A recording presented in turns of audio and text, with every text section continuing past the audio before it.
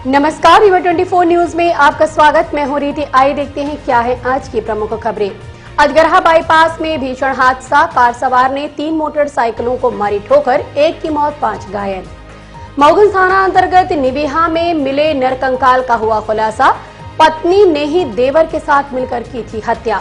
नई गढ़ी थाना क्षेत्र अंतर्गत फिर आया किशोरी से बलात्कार करने का मामला सामने और बदले मौसम की वजह से बढ़ने लगी मरीजों की संख्या। डॉक्टरों ने दी बच्चों और बुजुर्गों को गर्म कपड़े पहनने की सलाह। इन खबरों को आगे हम विस्तार से देखेंगे। अजगरहा बाईपास में भीषण हादसा हुआ जिसमें एक व्यक्ति की मौत हो गई, वहीं एक लड़की सहित 5 अन्य गंभीर रूप से घायल हैं। प्रत्यक्षदर्शियों ने बताया कि महिंद्रा एक्सयूवी कार काफी तेज गति से आ रही थी, जिसने एक नहीं बल्कि 3 बाइक सवारों को ठोकर मार दी। वहीं घटना के बाद कार बुरी तरह से क्षतिग्रस्त हो गई, साथ ही एक दूध वाले की मौत हो गई जिसका नाम भूपेश पटेल बताया जा रहा है। वहीं 3 अन्य जिसमें रमेश सोनी, लौकुश सोनी, प्रदीप शुक्ला, महेश यादव और एक लड़की घायल हुई है। प्रत्यक्षदर्शियों की माने तो संभवतः कार चालक किसी ड्रग का सेवन किए हुए था और कार चालक मौके से फरार हो गया। वहीं घायलों को लेकर विश्वविद्यालय पुलिस संजय गांधी अस्पताल पहुंची, जहां हमने घायल प्रदीप शुक्ला से बात की। हम लोग इटाहा से आगे रतहरा तरफ जा रहे थे, तो बीच में एक क्रॉसिंग टाइप पड़ती, कौन सी जगह है वो?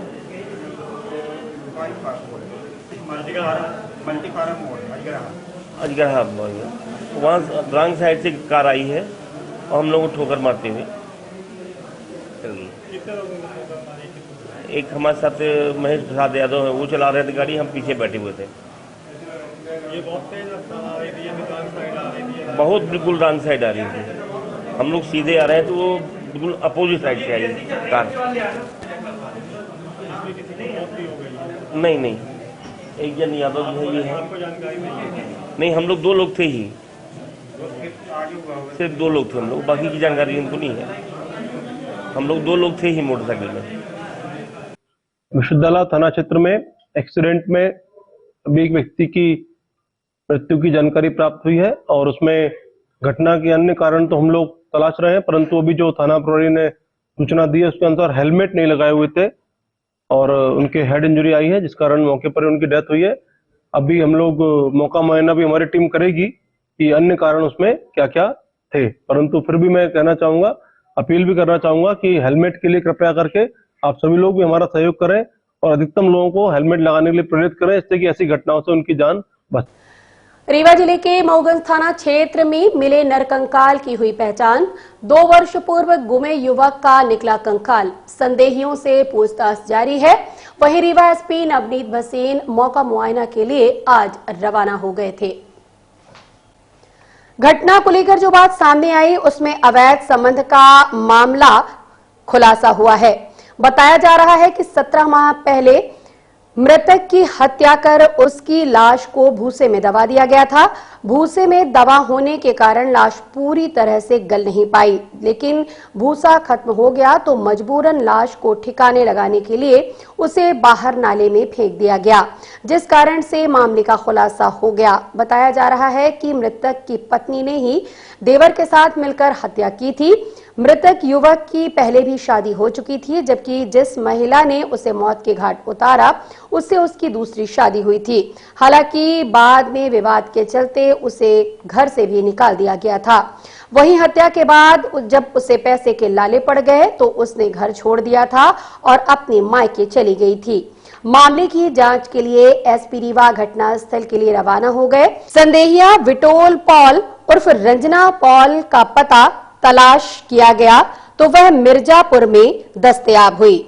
अभिरक्षा में लेकर उससे पूछताछ की गई तो पहले तो उसने पुलिस को गुमराह करने की कोशिश की, लेकिन जब उससे कड़ी पूछताछ की गई तो उसने सब कुछ बयान दे दिया। उसने कहा कि मेरी दूसरी शादी राम सुशील पाल से हुई थी। राम सुशील पाल आए दिन झगड़ा विवाद करता था, साथ ही उसका परिवार से जमीन को लेकर विवाद चलता था। मेरे देवर गुलाब पाल से करीब 2 वर्ष मेरा प्रेम प्रसंग चलने लगा। तब गुलाब ने राम सुशील को रास्ते से हटाने के लिए मुझे बोला तो मैं भी तैयार हो गई और मई महीना वर्ष 2021 में गुलाब पाल ने समोसे वाली चाट और चूहा मारने की दवा लाकर मुझे दिया। तब मैं शाम को पति राम सुशील को खिला दी। जब वह मर गया तो मैंने गुलाब पाल को बताया। गुलाब पाल ने दूसरे दिन अपने भाई अंजनी के साथ आकर राम सुशील की गर्दन काटकर बोरी में भरकर साइकिल से चाचा रामपति पाल, चाचा का लड़का गुड्डू पाल और सूरज पाल, अश्विनी पाल के सहयोग से मैंने शव को पाही वाले घर में भूसे में छिपा दिया। इस सारे प्रकरण में धारा 120B का इजाफा किया गया एवं आरोपीगण बिट्टोल उर्फ रंजना पाल, रामपति पाल, अंजनी पाल, गुलाब पाल को गिरफ्तार कर जुर्म स्वीकार करने पर आरोपियों को हिरासत में लिया गया। दिनांक 25 अक्टूबर को एक सूचना मिली थी कि एक अज्ञात शव मिला हुआ है झाड़ियों में, और उसके पश्चात हमारी टीम ने मात्र 2 दिन के अंदर न सिर्फ उस शव की पहचान की अपितु उस हत्या में शामिल पूरी घटना को ट्रेस किया।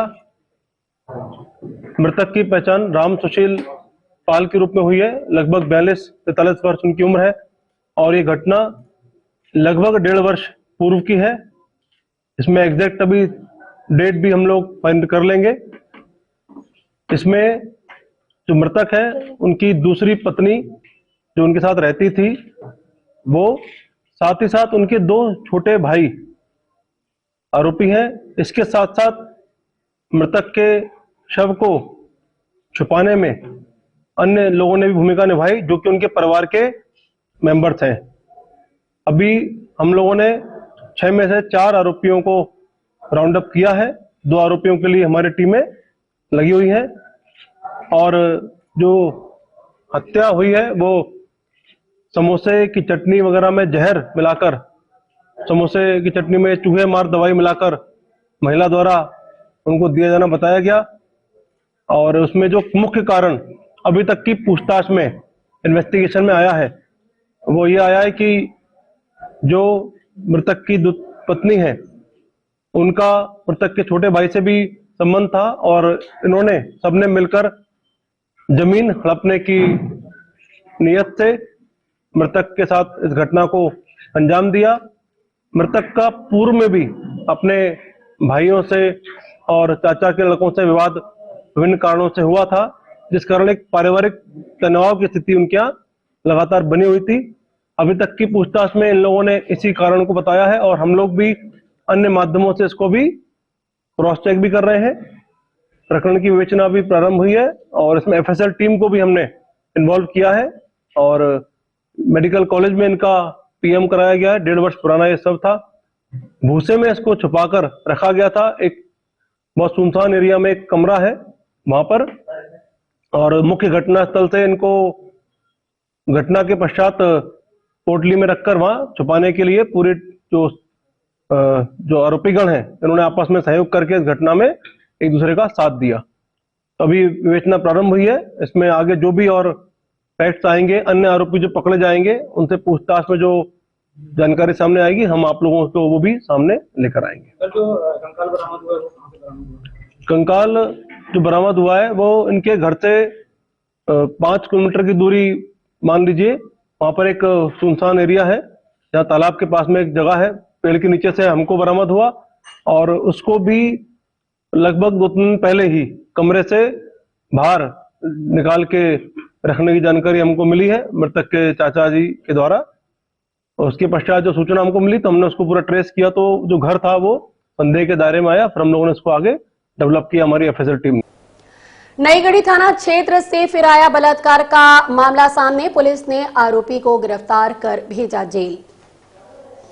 पूरे देश में बलात्कार के जितने भी मामले आते हैं उसमें सबसे ज्यादा नईगढ़ी क्षेत्र से इस समय आ रहे हैं, जो बहुत ही शर्म की बात है। खासकर नईगढ़ी क्षेत्र के निवासियों के लिए बताया गया है कि आरोपी एवं किशोरी तथा किशोरी का भाई गांव में ही खेत की कटाई कर रहे थे। इस बीच किशोरी का भाई पानी लेने चला गया। इसी दौरान कथित आरोपी ने किशोरी को अकेला पाकर दुष्कर्म की घटना को अंजाम दे डाला। पीड़िता द्वारा घटना की जानकारी परिजनों को दी गई। परिजन किशोरी को लेकर 27 अक्टूबर को नई गढ़ी थाना पहुंचे और आरोपी के खिलाफ रिपोर्ट दर्ज कराई। उधर नई गढ़ी पुलिस ने घटना को गंभीरता से लेते हुए घटना की जानकारी वरिष्ठ अधिकारियों को दी। आरोपी के खिलाफ दुष्कर्म का मामला पंजीबद्ध करते हुए पीड़िता को मेडिकल परीक्षण हेतु भेज दिया। वहीं आरोपी को गिरफ्तार कर जेल भेज दिया गया। नई गढ़ी क्षेत्र अंतर्गत एक बच्ची अपने भाई के साथ में खेत में चारा निकाल रही थी और उसी समय उसको जब प्यास लगी और अपने भाई को उसने पानी के लिए भेजा। इसी बीच पास के खेत में उसी गांव का राजेंद्र कुशवाहा जो अपने खेत पे काम कर रहा था, उसने अकेला पाकर के उसके साथ दुष्कर्म किया। इसकी रिपोर्ट उसके परिजन ने थाना नई गढ़ी में की है। रिपोर्ट पर जो है धारा 376 संबंधित धाराओं में अपराध पंजीबद्ध कर तत्काल आरोपी को पकड़ा गया है। आरोपी का जुडिशियल रिमांड न्यायालय प्रस्तुत करके लिया गया है। आरोपी इस समय जेल में है और प्रकरण की विवेचना चल रही है। टीआरएस महाविद्यालय के 3 पूर्व प्राचार्य जाएंगे जेल। ईओडब्ल्यू ने की भ्रष्टाचार निवारण अधिनियम के तहत कार्यवाही। टीआरएस महाविद्यालय में अपराध क्रमांक 32/20 के तहत आर्थिक अपराध प्रकोष्ठ द्वारा पारिश्रमिक एवं मानदेय के मामले में असंवैधानिक रूप से भुगतान करने के आरोप में टीआरएस कॉलेज के 3 पूर्व प्राचार्य doctor Ramlala Shukla, doctor SN Sharma, doctor SQ Khan को दोषी पाया गया, जिस पर माननीय विशेष न्यायाधीश द्वारा 10 दिन की न्यायिक अभिरक्षा में भेज दिया गया। आपको बता दें कि टीआरएस कॉलेज के तीनों प्राचार्य शुरू से ही विवादों में रहे। इस मामले में भी लगभग 19 लोगों के खिलाफ मुकदमा दर्ज किया गया था, जिसमें से आज 3 लोगों को न्यायिक अभिरक्षा में भेजा गया। मामले को लेकर टीआई प्रवीण सिंह से बात की गई। आर्थिक अपराध प्रकोष्ठ इकाई रीवा में अपराध क्रमांक 32/20 जिसमें टीआरएस कॉलेज में पारिश्रमिक एवं मानदेय अवैधानिक अध्यादेशों के माध्यम से करोड़ों रुपए प्राचार्यों एवं अन्य प्राध्यापकों द्वारा एवं अन्य स्टाफ द्वारा लिए जाने का मामला संज्ञान में आया था। इस पर एफआईआर की गई, जिसकी पहली चार्जशीट 19 व्यक्तियों के विरुद्ध इसमें एफआईआर की गई। आज उसका पहली चार्जशीट न्यायालय में प्रस्तुत की गई, जिसमें 3 आरोपी थे, doctor Ramlala Shukla, doctor SN Sharma, doctor SQ Khan. ये तीनों पूर्व प्राचार्य हैं और इनको माननीय विशेष न्यायाधीश भ्रष्टाचार निवारण अधिनियम रीवा द्वारा 10 दिन की न्यायिक अभिरक्षा में भेजा गया और मामले की पैरवी ईओडब्ल्यू की तरफ से अतिरिक्त जिला लोक अभियोजन अधिकारी श्री सचिन द्विवेदी ने की और माननीय न्यायालय के आदेश का पालन किया जाए। बदलते मौसम से संजय गांधी अस्पताल और जिला अस्पताल में रोगियों की संख्या बढ़ गई है। सुबह से लेकर शाम तक अस्पतालों में मरीजों की भीड़ नजर आ रही है। वहीं मौसमी बीमारी के साथ साथ मलेरिया और डेंगू भी पैर पसार चुके हैं। मौसम विभाग के अनुसार इस माह तक पारे में उतार चढ़ाव का दौर जारी रहेगा। रीवा में दिन का तापमान जहां 33 डिग्री के करीब पहुंच गया, वहीं रात का तापमान 20 से 22 डिग्री के लगभग पहुंच रहा है। रात के तापमान में गिरावट दर्ज की जा रही है। रात में ठंड भी बढ़ गई। बदलते मौसम से लोगों की सेहत बिगड़ रही है। इसका सबसे ज्यादा प्रभाव बच्चों और बुजुर्गों में देखने को मिल रहा है। शिशु चिकित्सकों के पास रोजाना सैकड़ों की संख्या में परिजन अपने बच्चों का उपचार कराने पहुंच रहे हैं, जिनमें ज्यादातर बच्चों की सेहत बिगड़ने का कारण सिर्फ बदलता मौसम ही नहीं बल्कि खान पान, रहन सहन व पहनावा बताया जा रहा है। स्वास्थ्य विशेषज्ञों का कहना है कि बदलते मौसम में संक्रमण तेजी से फैलता है और बैक्टीरिया आदि जीवाणु और रोगाणु के पनपने की संभावना भी बढ़ जाती है। देखिए, अभी पिछले कुछ दिनों से मौसम इस तरह का हो गया है कि दिन में गर्मी रहती है और रात में अब ठंड हल्की हल्की एहसास होने लगा है। तो जो तापमान में परिवर्तित होता है 24 घंटे में इस तरीके से, तो इन तापमान में परिवर्तन का शरीर के जो उस पर असर पड़ता है और इस वजह से ये बीमारियां, मौसमी बीमारियां जो हैं वो बढ़ जाती हैं। हमेशा बदलते तापमान के हिसाब से ये बीमारियों में असर पड़ता है और हमने हमेशा देखा है किस तरह में मरीज़ बढ़ने लगते हैं। अभी किस्मत से अभी दीपावली का त्यौहार निकला है तो कुछ मरीज़ कम रहे हैं हमारे पास, लेकिन मौसम को देखते हुए बीमार काफ़ी आ रहे हैं। इसमें ज़्यादातर हमारे यहाँ वायरल फीवर के बहुत सारे मरीज़ आ रहे हैं, ज़्यादातर जो अभी इस समय फ्लेयर अप हो जाता है ऐसे मौसम में, गर्मी में खासकर। अभी मलेरिया के मरीज़ भी कुछ हैं, कुछ डेंगू के मरीज़ भी आते हैं। इस समय जो वायरल फीवर आ रहे हैं उसमें प्लेटलेट्स बहुत घट जाते हैं, तो वो शंका हो जाती है लोगों को कि हमें डेंगू हो गया है। लेकिन इस बार ऐसे वायरस के हो रहे हैं जिसमें प्लेटलेट्स तुरंत कम हो रही हैं, तो बहुत घबराने की बात नहीं होती है। लोग चिंता कर लेते हैं प्लेटलेट्स के थोड़े से घटने पर ही, लेकिन उनको फिर डॉक्टर समझाइश देते हैं कि आपके ऐसे प्लेटलेट कम नहीं है और उसका इलाज चल रहा है। देखिए साहब, इसमें अब बदलते मौसम के साथ अभी अपेक्षा ये है कि आने वाले दिनों में अभी दिन में भी ठंड बढ़ जाएगी, तो ये जो वायरस होते हैं ये ठंड में इनके दब जाने के आसार होते हैं, तो ये उसके बाद फिर ये वायरस परेशान नहीं करेंगे। लेकिन अब बढ़ती ठंड के साथ आप अपने बच्चों को ये इस बात का एहसास करें कि अब ठंड बढ़ रही है, तो उनको ठंड के कपड़े पहनाना शुरू करिए। शाम के समय में खासकर इस बात का ध्यान रखें कि सर्दी खांसी से पीड़ित ना हो। बच्चों में रोग प्रतिरोधक क्षमता कम होती है, बुजुर्गों में कम होती है। अपने खान पान को सही रखें। दिन के समय में अभी भी गर्मी है, खाना पीना खराब हो जाता है, तो रखा हुआ खाना ना खाएं, ताज़ा बना हुआ खाना खाएं, पानी साफ पिएं। इन सब बातों का ध्यान रखेंगे। और एक यूनिवर्सल प्रिकॉशन जो शासन ने जिसको अभी तक कहा है कि आपको मास्क लगाना चाहिए, तो आपको अभी भी मास्क लगाना चाहिए ताकि आप दूसरे बीमारियों से बचें। आपको मास्क दूसरे बीमारियों से बचाता है जब भी आप ऐसे सेंसिटिव जगह पर जाते हैं, इसका ध्यान। झिरिया नाले की अवैध उत्खनन का मामला प्रकाश में आया है, जिसकी शिकायत नगर निगम द्वारा सिविल लाइन थाने में दर्ज कराई गई। वार्ड क्रमांक 6 झिरिया नाला में अवैध उत्खनन का मामला प्रकाश में आया है, जिसकी शिकायत आज उपयंत्री सुवर्णा तिवारी द्वारा सिविल लाइन थाने में दर्ज कराई गई। इस दौरान उन्होंने स्थल परीक्षण किया और उसके बाद सिविल लाइन थाने में जाकर रिपोर्ट दर्ज कराई है। पुलिस ने जल्द ही कार्यवाही करने का आश्वासन दिया।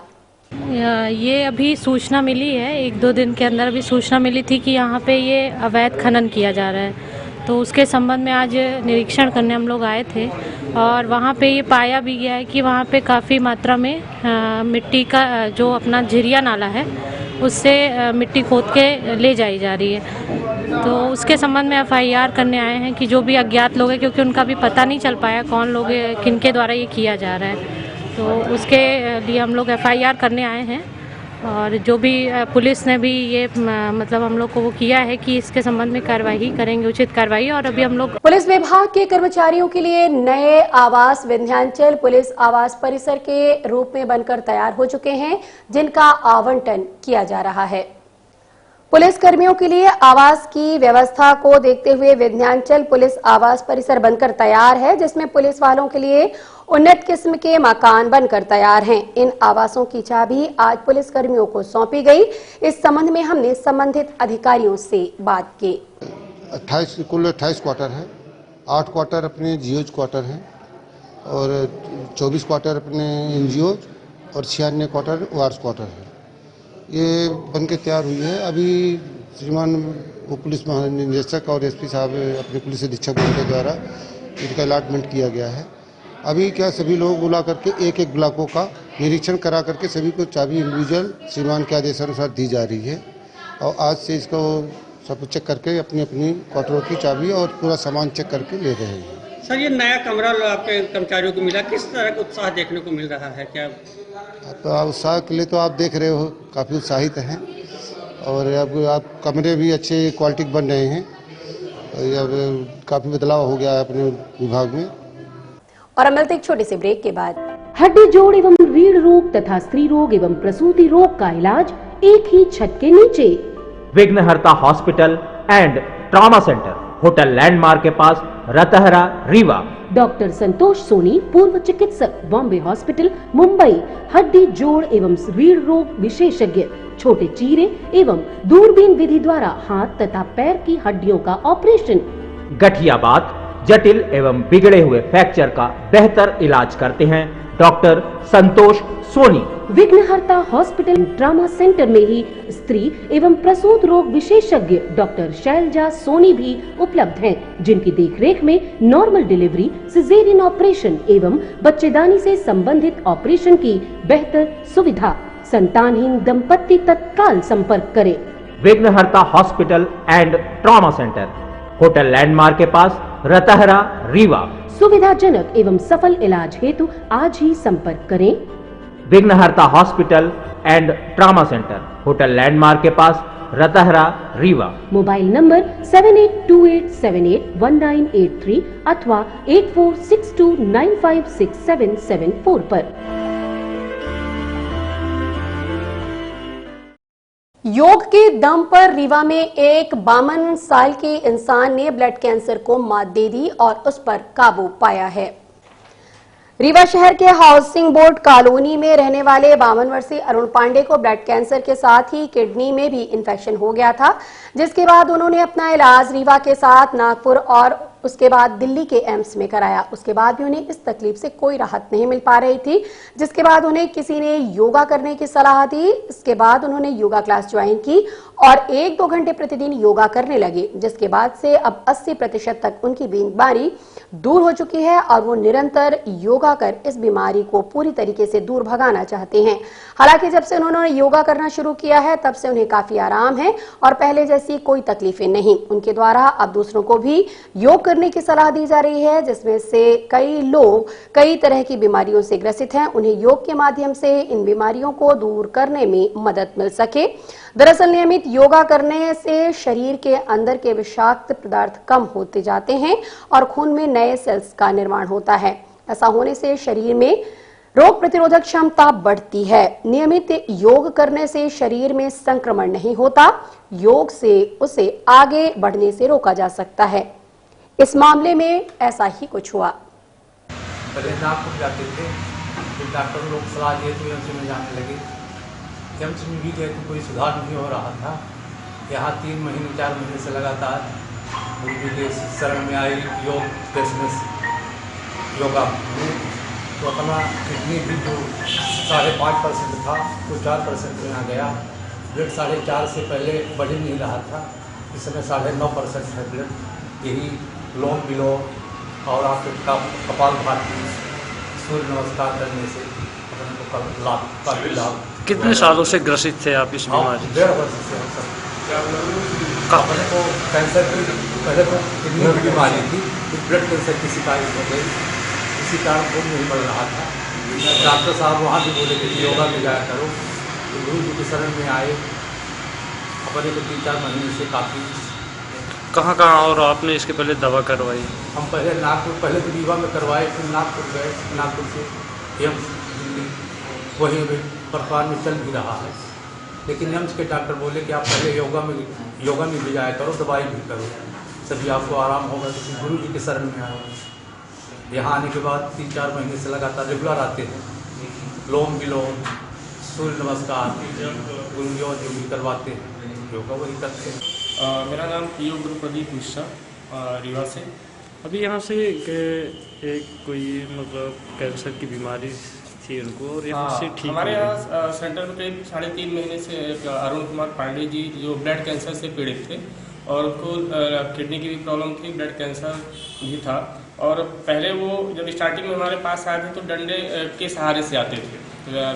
पूर्व पार्षद विजय मिश्रा जी हैं, उनके माध्यम से वो आए थे और डॉक्टर ने भी, एम्स का डॉक्टर उनको बोला था कि आप योग ज्वाइन करिए, योग से आपको आराम मिलेगा।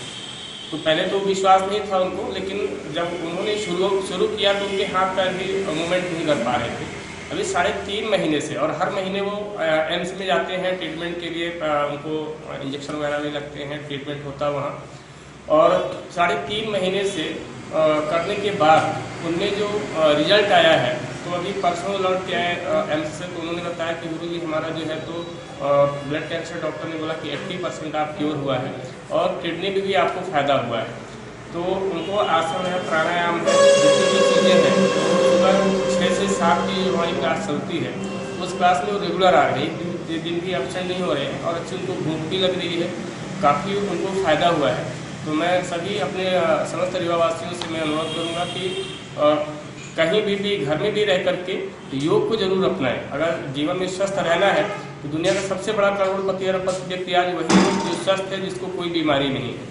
तो मैं यही सबसे आग्रह करूँगा कि सभी लोग योग को अपनाएं, जीवन को स्वस्थ बनाएं। आज की खबरों में बस इतना ही। नई खबरों के साथ हम होंगे पुनः उपस्थित। इजाजत दीजिए रीत को। नमस्कार।